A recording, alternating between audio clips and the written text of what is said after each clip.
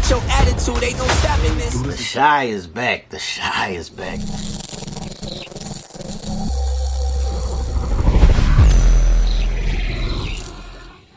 We gonna be together. We gotta be honest.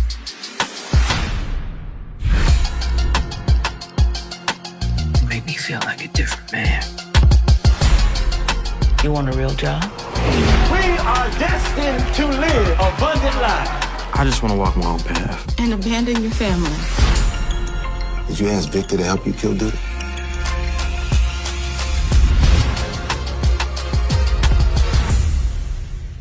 What's up, people? We're back with another Shy Recap, Season 6, Episode 11. This one was titled Saints and Sinners. We left off last episode with the introduction of two new characters, Alonzo, who is played by Leon, and the Professor Gardner, who is played by Kadeem Hardison. And last episode, we left off with the possibilities of new relationships blossoming. So new relationships on the horizon. That's what I foresee, coming in the Shy on this episode, man. Now, this episode begins in church, or shall we say, the abundance of tithes. As Papa, he's still grieving over his father, but he's trying to, go into his own church ministry. So, as Papa dragged his friends Jake and Bakari to church, but not his father's church, a brand new shiny megachurch, headed by his ex girl Kenya. Her dad is the pastor, aka, or now as we know him as, Pastor Ezekiel, man. So Papa got the boys at church. They checking out this new church. This takes us to our first tailspin, because last week we thought that Jake and Kenya might link up, but now it's turning out that Jake and the pastor's wife, catch eyes, and Zay hollered at Kenya, Papa's ex-girl. So last week we thought it was going to be Jake and Kenya, but now we see it's going to be Jake and the pastor's wife, and Zay and Kenya. So Jake ended up smashing the pastor's wife. Shout out to my young boy Jake. I see you, boy. I see you, boy. I see you. Jake ended up smashing the pastor's wife. Jemma ended up playing herself as Britney brushed her off, saying, let's just keep it professional. I don't want to mess up the work. And Zay confided in Kenya and told her his plans on becoming the boss in the foreseeable future, man. So as Zay and Kenya start to get to know each other, we'll see, how that plays out, if Zay puts Kenya in danger or if Kenya changes Zay for the better. All right. Now, after a good night out that led to some great sex, fire stick and dick. Shout out to Emmett and Keisha. That put Keisha in a good mood, which ended up getting Emmett some breakfast in bed. Man. Some good little.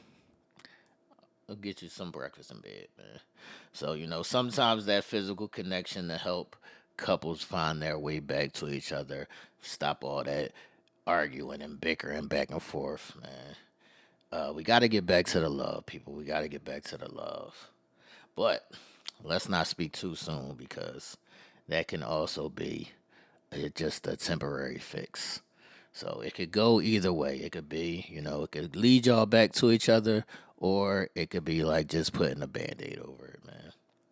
But we'll see, how that plays out for Emmett and Keisha going down the line, man. All right, let's head over to Rob and Tiff's crib, or should I say Alicia's house, as she told them, as she told Tiff, y'all just tenants here. This is still my house. That's how Alicia broke it down to Tiff, man. So Tiff and Alicia are jousting over the position of whose house it is, who's the woman of the house, X, Y, and Z. And then we hear a knock at the door. That's who that. Who's at the door? No other than Leon, aka now we know him on this show as Alonzo the lawyer, man. Now here's where we find out that Alonzo is also Rob's estranged father. So Leon is Rob's estranged father and Alicia's baby daddy, man. So do we think this is a conflict of interest because he's so close to the family and he's going to be Victor's lawyer? But we'll get back to this, man. We'll see how all that ties in, man. Is that a conflict of interest or is it a coincidence, man? So remember last week was the blended family. So last week we saw the blended family between Emmett, Keisha, Tiff, Rob, et cetera, and the kids. This week, I'll call this extended family. So this week is going to be extended family. So Emmett was trying to get some quality one-on-one time with his dad, Darnell, and his dad brought along another kid around the same age as Emmett, probably maybe a little younger. So we get introduced to a new cast member who is Emmett's brother, Damien. What's up, bro? Who the fuck are you? I'm your brother. Nigga, what? You know, Emmett's dad was, Papa was a Rolling Stone.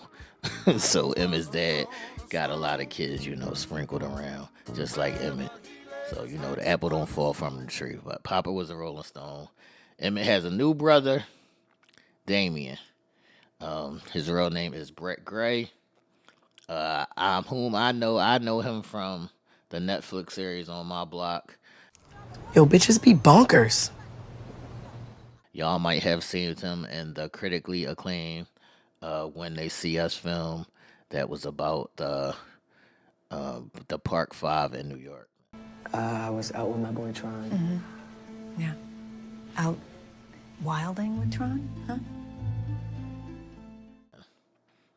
So, Emmett's got a new brother, and we'll see, how that plays into factor. All right, people, we see back on this season of The Shy. There's going to be a lot of twists and turns where people's life can change in an instance, based on their decisions. So, we saw last week that Shad was homeless, sleeping on Emmett's parents' couch after getting kicked out by his girl. Then after just one night with Alicia, his whole life changed for the better or worse. We don't know yet. He gets a comfortable place to stay and some money in his pocket, and she got a boy toy and a new head of security. Y'all think that's an even trade or no? So what do y'all think? I guess we gotta wait and see how this plays out. Is it something that he can handle, or is he in over his head? I will say, don't give me another nigga's jacket though, shorty. What are we doing? That's nasty work. I don't care how much it costs. I don't care how nice it is. That's nasty work. Now back to Rob and his father, Alonzo. They have a sit down where Rob quickly confirms that his father is all about business and not about family. Rob is in search of a father while Alonzo's in search of a favor from his son, man. But my footnotes for this episode is we finally got to see Papa's mom, as she basically called him a traitor for leaving his father's church for Pastor Ezekiel's megachurch. Is Papa in search of the money and fame, or is Papa trying to find his ministry? So, second footnote for this episode is, what did Jemma think she was doing? Did Jemma think she was being seductive doing that little whack ass dance in the studio where Britney ignored and curved her and told her to let's just keep this strictly business? Jemma, sit your bald headed ass down. Don't nobody want to see your little self doing nothing. Also, will Jake continue smashing the pastor's wife, man? Shout out to my young boy, Jake. I see you, boy. Is she a bear for the pastor? The pastor may be gay, or is she just a freak? I'm interested to see, how this plays out for Jake. Will he still continue to smash the pastor's wife? But my favorite part of this episode was actually the conversation between Jemma and Jake as they were sitting on the couch chilling, and the pastor's wife was texting him. Gemma's asking, well, who's texting us? First of all, Jemma, this is my phone, and nobody's texting us. They're texting me. But it was a great conversation because even though they were young, they did handle it in a honest way. You really want to know? Yeah. This lady came over my crib today and she let me fuck. What the fuck? Yeah, but you could have softened the blow. How do I soften that? With Jake saying, oh, she just came through and she let me fuck. So like I always say, be careful what you ask for because you may not be able to handle the truth. And he gave it to her raw and uncut. And she started crying a little bit. You saw the tears rolling down her eyes. But she asked him, so you just want to have your cake and eat it too? And shout out to Trey Songz, because, why would you want to have cake if you can't eat it too? That always blew my mind. Of course we want to have our cake and eat it too. My last footnote for this episode is, how will Emmett's brother change his life? Now, there's rumors that Darnell may be the one that gets killed off this season. Hopefully it's not, given that Darnell also changed his life around and is being a positive role model for Emmett and is helping out Emmett's mom. So we'll see how Emmett's brother comes into play and gives him, like Emmett used to be a mentor to Kev. Now Emmett may have to be a mentor to his brother Damien. We'll see how that relationship blossom, even though Emmett was hesitant at first. He always grasps to the younger kids, man. So the episode ended with Bakari reflecting on his life as he stares at the crossroads of his decisions, how he's been living so far and how he wants to live in the future. We'll see if he chooses the right path in writing or if he stays in the street life. The main surprise in this episode, I would say, is that we saw no Duda or Trig for the whole episode. Coming off last episode where they're both facing this murder rap, or actually Trig is the most, being as though his DNA was found in the car. So we didn't see either one of them this episode. The whole next episode, we'll probably see how that storyline breaks down. All in all, I give this episode a 6 out of 10. It's still heating up, but hopefully, since all the new characters are set, don't get out of hand.